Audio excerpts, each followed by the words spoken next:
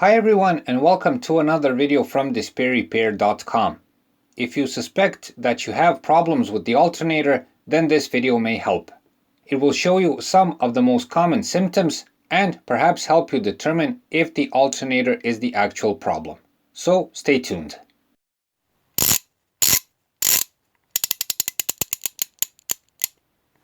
DisplayRepair.com. Be sure to visit us at our website DisplayRepair.com, where you can find more useful car and driving tips. Before we start, we must mention one important information that will help you perhaps find the alternator problem much easier and give you a good picture of what kind of repair is needed. Know that there are two basic types of alternator problems: electrical and mechanical. Electrical problems are problems with the electrical components of the alternator, such as the voltage regulator, rotor, stator, rectifier, or else. Mechanical problems are problems with the alternator bearings, serpentine belt problems, broken or damaged brackets, faulty pulleys, and else. Also, what's important to know, and this is putting it simple, the alternator, when malfunctioning, can give a lower charge than needed, can overcharge, meaning it gives out more voltage output than needed, or can give no charge at all. We must also recommend to always check the connections to the alternator before any kind of repair, as loose or broken contacts are a very common cause of problems. In order to better understand this part, and if you want to learn more about the alternator in general, its main parts and how it actually works, click on the card in the corner of the video to watch our video dedicated specifically to that topic. The best way to determine an electrical problem on the alternator is to use a multimeter and check the alternator voltage output. The voltage for a 12-volt installation should be around 14.5 volts, give or take 0.2 volts. This is regardless of the rev count. Anything under 13.5 volts or even 13.8 volts or over 14.7 volts should be inspected. Under 13 volts or over 15 volts is a sure sign you have an alternator problem. Regarding mechanical problems on the alternator, these can be either heard, seen, or smelled, making them very obvious and pretty easy to determine.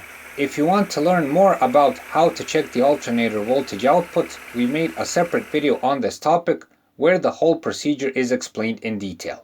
Click on the card in the corner of the video to watch it, or click the link in the description. The battery warning light coming up on the dash is the most obvious sign of an alternator problem. This is why the warning light is there in the first place. When everything is okay, the warning light should go off immediately after you start the engine. Anything other than this is a sure sign of an alternator problem. If it stays on when the engine is started, if the light flickers or emits a dim light when the engine is running, or there's no warning light at all when you turn on the ignition, check out what's wrong as soon as possible. A battery warning light coming up on the dash is usually accompanied by other symptoms. One that is very easy to see, especially at night, are flickering and pulsating headlights. So when you add some revs, the lights become stronger. When the revs go down, the lights get dimmer.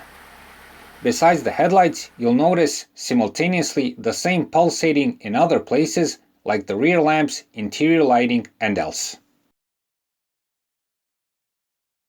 When mentioning headlights, you may also experience frequent bulb burnouts, much more frequent than usual.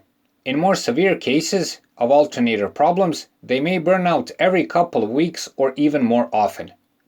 Usually, the first bulbs that burn out are for the headlights.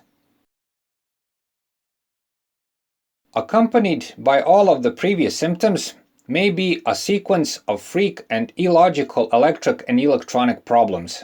This includes various warning lights coming up on the dash for no obvious reasons, problems with various engine systems, how the engine is running, various appliances may be malfunctioning or reacting strangely, and else. It can also cause the check engine light to come up. If you want to see more reasons for the check engine light, click on the card in the corner of the video.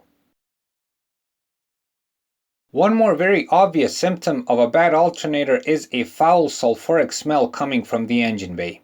The smell very much resembles that of rotten boiled eggs. This smell comes from the battery in case the alternator is overcharging. Besides the smell, there may be traces of battery acid on the casing of the battery. When mentioning the battery, if the alternator isn't working properly, it may damage the battery, especially if the problem is neglected. No electric charging or overcharging from the alternator can lead to irreparable battery damage, causing then even more problems like weak or no cranking, for instance. If you want to see more information about dying or dead car batteries and the main symptoms of it, click on the card in the corner of the video. From this symptom onwards, we will mention the mechanical problems of the alternator. If you hear a clear grinding noise from the engine bay, there's a very good chance that the alternator bearing is the problem. In most cases, it's the front bearing, since most of the load is on this one. The grinding noise appears at the final stage of the problem. It is usually preceded by a mild whining sound, which increases over time and at the end turns into grinding. It is important to know that this noise can be caused by other faulty appliances, like the AC compressor for instance, a faulty tensioner, or other elements in the whole system. So in these situations, it's best if possible to take off the serpentine belt and check all the pulleys to see if the alternator is causing the problem. And for the last symptom of a bad alternator, and that is a snapped serpentine belt. In this case, the belt may not be the actual problem, like when it's old or damaged, but rather the alternator. A bad bearing or faulty pulley may easily damage the belt due to heavy friction. In a short time, it may tear or even completely fall off the pulleys. Even if you replace the belt, it will tear it again in a short time. If this happens, best check all the pulleys and see what pulley is causing the problem. If it's the alternator, it will be obvious. Just spin every pulley while the belt is off and listen to the sound. For the end, if you notice any of these symptoms, react as soon as possible regardless if they are electric or mechanical. As mentioned, if the problem is neglected, it can lead to even more damage of the electric and electronic systems and thus more future costs for the repair. A good prevention of problems would be a regular inspection and maintenance. At least measure the voltage from time to time and check the serpentine belt. It takes only minutes, but gives you a good insight if something is wrong or is going to be wrong in the near future. Otherwise, if the alternator lets you down, you may end up stranded as your car will soon run out of electricity. So that's it for this time. We hope the video helps. Please like and subscribe. It's a huge help for what we're doing. Thanks for watching and thanks for your time.